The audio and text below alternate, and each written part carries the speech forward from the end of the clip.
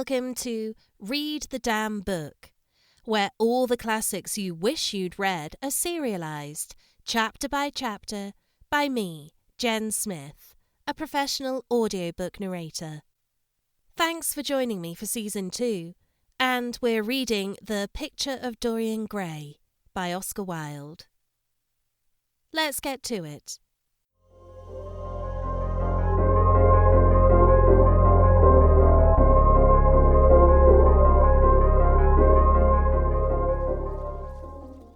Chapter 16.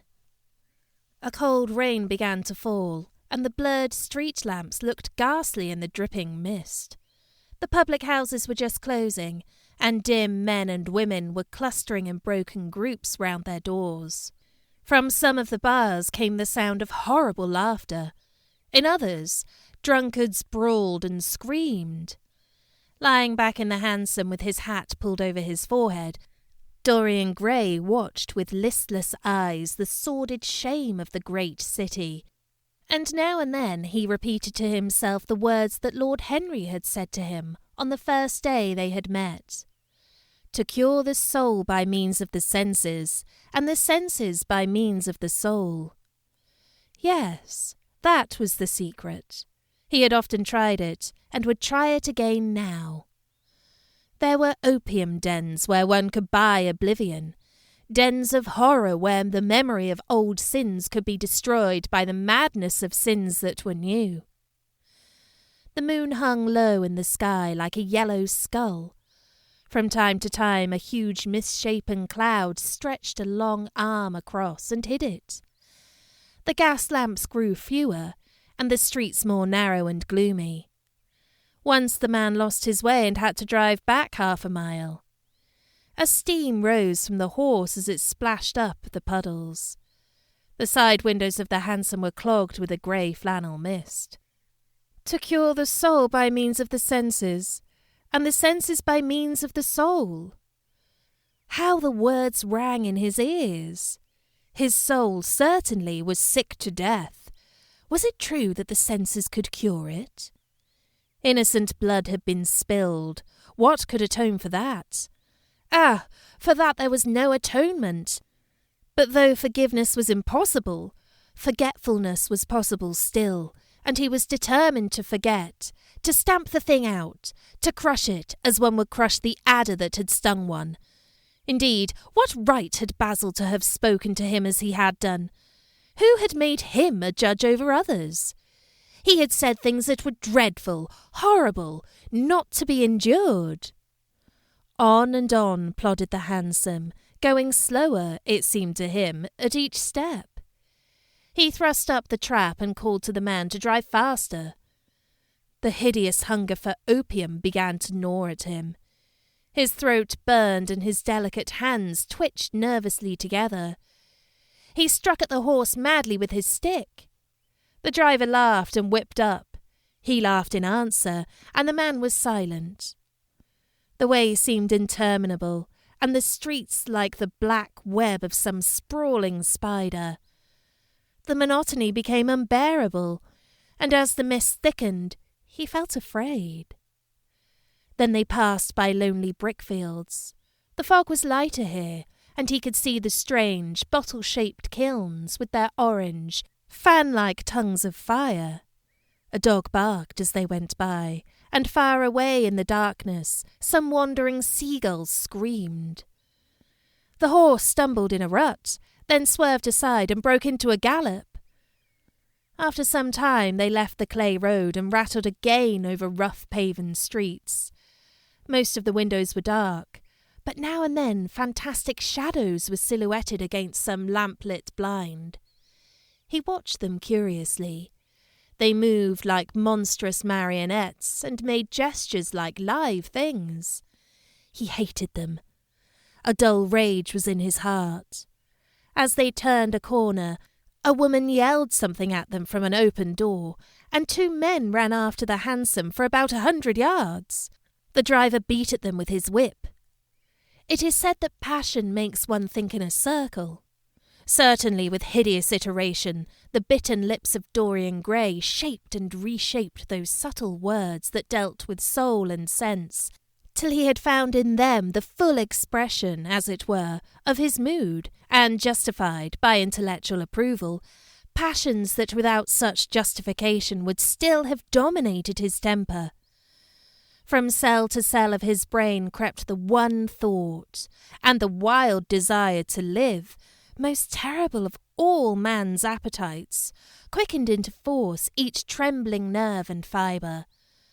Ugliness that had once been hateful to him because it made things real, became dear to him now for that very reason. Ugliness was the one reality.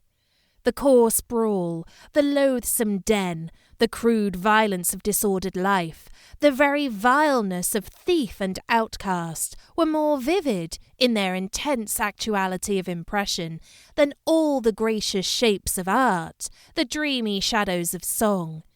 They were what he needed for forgetfulness. In 3 days he would be free. Suddenly the man drew up with a jerk at the top of a dark lane. Over the low roofs and jagged chimney stacks of the houses rose the black masts of ships. Wreaths of white mist clung like ghostly sails to the yards. "Somewhere about here, sir, ain't it?" he asked huskily through the trap. Dorian started and peered round.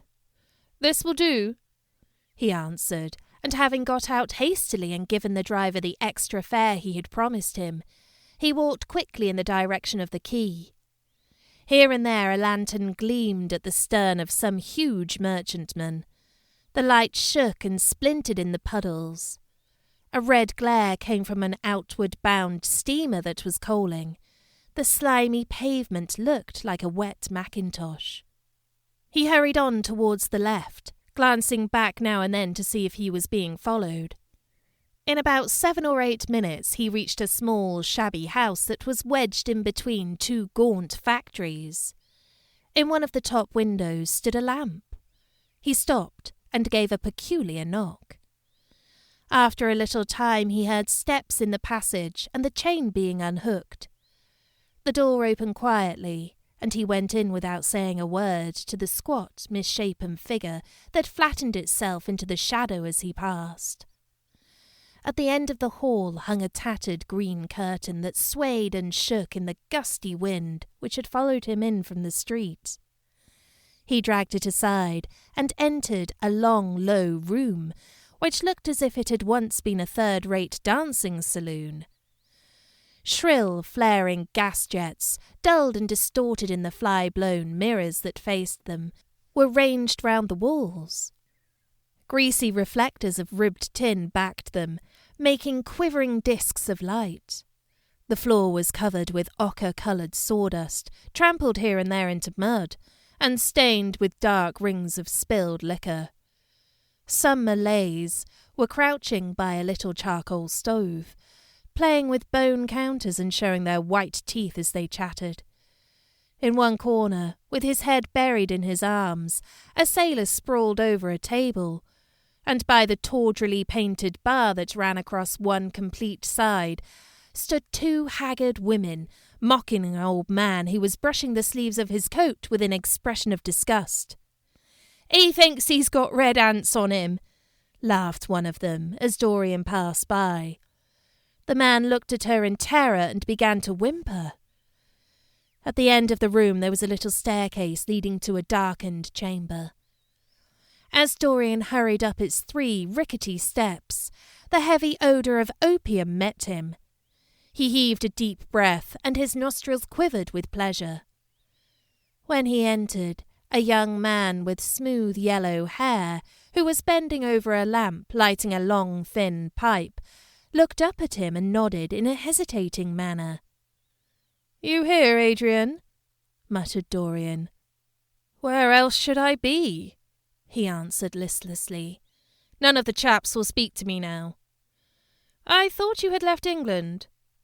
"Darlington is not going to do anything. My brother paid the bill at last. George doesn't speak to me either. I don't care," he added with a sigh. "As long as one has this stuff, One doesn't want friends. I think I have had too many friends." Dorian winced and looked round at the grotesque things that lay in such fantastic postures on the ragged mattresses. The twisted limbs, the gaping mouths, the staring, lustreless eyes fascinated him. He knew in what strange heavens they were suffering, and what dull hells were teaching them the secret of some new joy. They were better off than he was. He was prisoned in thought. Memory, like a horrible malady, was eating his soul away. From time to time, he seemed to see the eyes of Basil Hallward looking at him. Yet he felt he could not stay. The presence of Adrian Singleton troubled him. He wanted to be where no one would know who he was. He wanted to escape from himself. "I am going on to the other place," he said after a pause. "On the wharf?" "Yes." "That mad cat is sure to be there. They won't have her in this place now." Dorian shrugged his shoulders. "I am sick of women who love one. Women who hate one are much more interesting. Besides, the stuff is better." "Much the same?" "I like it better." "Come and have something to drink. I must have something." "I don't want anything," murmured the young man. "Never mind." Adrian Singleton rose up wearily and followed Dorian to the bar. A half-caste in a ragged turban and shabby ulster grinned a hideous greeting as he thrust a bottle of brandy and 2 tumblers in front of them. The women sidled up and began to chatter. Dorian turned his back on them and said something in a low voice to Adrian Singleton. A crooked smile, like a Malay crease, writhed across the face of one of the women. "We are very proud tonight," she sneered. "For God's sake, don't talk to me!" cried Dorian, stamping his foot on the ground. "What do you want? Money? Here it is. Don't ever talk to me again." 2 red sparks flashed for a moment in the woman's sodden eyes, then flickered out and left them dull and glazed. She tossed her head and raked the coins off the counter with greedy fingers. Her companion watched her enviously. "It's no use," sighed Adrian Singleton. "I don't care to go back. What does it matter? I am quite happy here." "You will write to me if you want anything, won't you?" said Dorian after a pause. "Perhaps." "Good night, then." "Good night," answered the young man, passing up the steps and wiping his parched mouth with a handkerchief. Dorian walked to the door with a look of pain in his face. As he drew the curtain aside, a hideous laugh broke from the painted lips of the woman who had taken his money. "There goes the devil's bargain," she hiccuped in a hoarse voice. "Curse you," he answered. "Don't call me that." She snapped her fingers. "Prince Charming is what you like to be called, ain't it?" she yelled after him. The drowsy sailor leaped to his feet as she spoke and looked wildly round. The sound of the shutting of the hall door fell on his ear. He rushed out as if in pursuit. Dorian Gray hurried along the quay through the drizzling rain. His meeting with Adrian Singleton had strangely moved him, and he wondered if the ruin of that young life was really to be laid at his door, as Basil Hallward had said to him with such infamy of insult. He bit his lips, and for a few seconds his eyes grew sad. Yet, after all, what did it matter to him? One's days were too brief to take the burden of another's errors on one's shoulders. Each man lived his own life and paid his own price for living it. The only pity was one had to pay so often for a single fault. One had to pay over and over again, indeed. In her dealings with man, destiny never closed her accounts. There are moments, psychologists tell us, when the passion for sin, or for what the world calls sin, so dominates a nature that every fibre of the body, as every cell of the brain, seems to be instinct with fearful impulses. Men and women at such moments lose the freedom of their will. They move to their terrible end as automatons move. Choice is taken from them, and conscience is either killed, or, if it lives at all, lives but to give rebellion its fascination and disobedience its charm. For all sins, as theologians weary not of reminding us, are sins of disobedience. When that high spirit, that morning star of evil, fell from heaven, it was as a rebel that he fell. Callous, concentrated on evil, with stained mind and soul hungry for rebellion, Dorian Gray hastened on, quickening his step as he went. But as he darted aside into a dim archway that had served him often as a shortcut to the ill-famed place where he was going, he felt himself suddenly seized from behind, and before he had time to defend himself, he was thrust back against the wall with a brutal hand round his throat.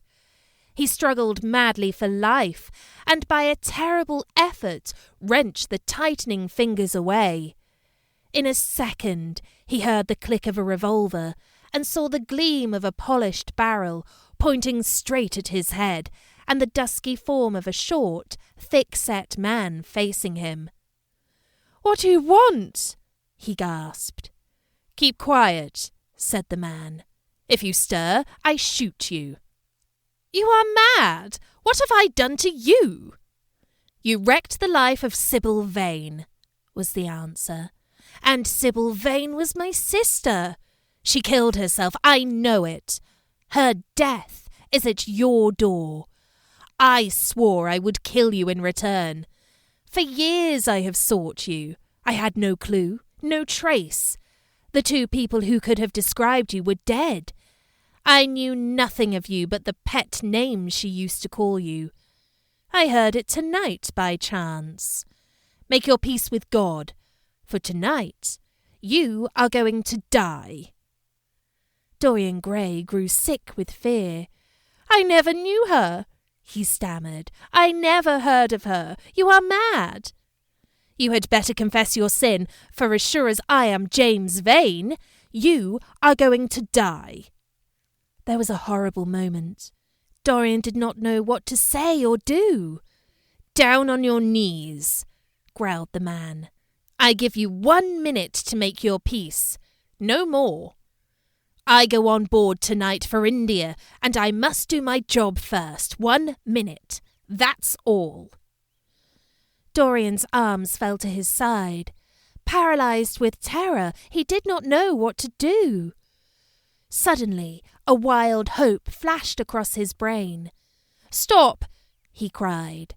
"How long ago is it since your sister died? Quick, tell me." 18 years, said the man. "Why do you ask me? What do years matter?" 18 years? Laughed Dorian Gray, with a touch of triumph in his voice. 18 years! Set me under the lamp and look at my face. James Vane hesitated for a moment, not understanding what was meant. Then he seized Dorian Gray and dragged him from the archway. Dim and wavering as was the wind-blown light, yet it served to show him the hideous error, as it seemed, into which he had fallen. For the face of the man he had sought to kill had all the bloom of boyhood, all the unstained purity of youth. He seemed little more than a lad of 20 summers, hardly older, if older indeed at all, than his sister had been when they had parted so many years ago. It was obvious that this was not the man who had destroyed her life. He loosened his hold and reeled back. My God, he cried, and I would have murdered you. Dorian Gray drew a long breath. You have been on the brink of committing a terrible crime, my man, he said, looking at him sternly. Let this be a warning to you not to take vengeance into your own hands. Forgive me, sir, muttered James Vane. "I was deceived. A chance word I heard in that damned den set me on the wrong track. You had better go home and put that pistol away, or you may get into trouble," said Dorian, turning on his heel and going slowly down the street. James Vane stood on the pavement in horror. He was trembling from head to foot. After a little while, a black shadow that had been creeping along the dripping wall moved out into the light and came close to him with stealthy footsteps. He felt a hand laid on his arm and looked round with a start. It was one of the women who had been drinking at the bar. "Why didn't you kill him?" she hissed out, putting haggard face quite close to his. "I knew you were following him when you rushed out from Daly's. You fool! You should have killed him. He has lots of money, and he's as bad as bad." "He is not the man I am looking for," he answered, "and I want no man's money. I want a man's life. The man whose life I want must be nearly 40 now. This one is little more than a boy. Thank God I have not got his blood upon my hands." The woman gave a bitter laugh. "Little more than a boy?" she sneered. "Why, man, it's nigh on 18 years since Prince Charming made me what I am." "You lie!" cried James Vane. She raised her hand up to heaven. "Before God, I am telling the truth," she cried. "Before God? Strike me dumb if it ain't so. He is the worst that comes here. They say he has sold himself to the devil for a pretty face. It's nigh on 18 years since I met him. He hasn't changed much since then. I have, though," she added with a sticky leer. "You swear this?" "I swear it," came in hoarse echo from her flat mouth. "But don't give me away to him," she whined. "I'm afraid of him. Let me have some money for my night's lodgings." He broke from her with an oath and rushed to the corner of the street, but Dorian Gray had disappeared. When he looked back, the woman had vanished also.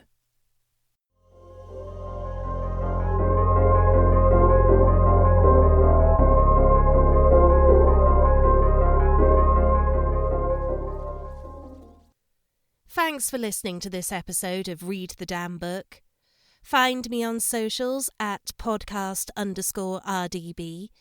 And don't forget to subscribe wherever you get your podcasts from. Let me know if there's anything you'd like to hear. See you next time on Read the Damn Book.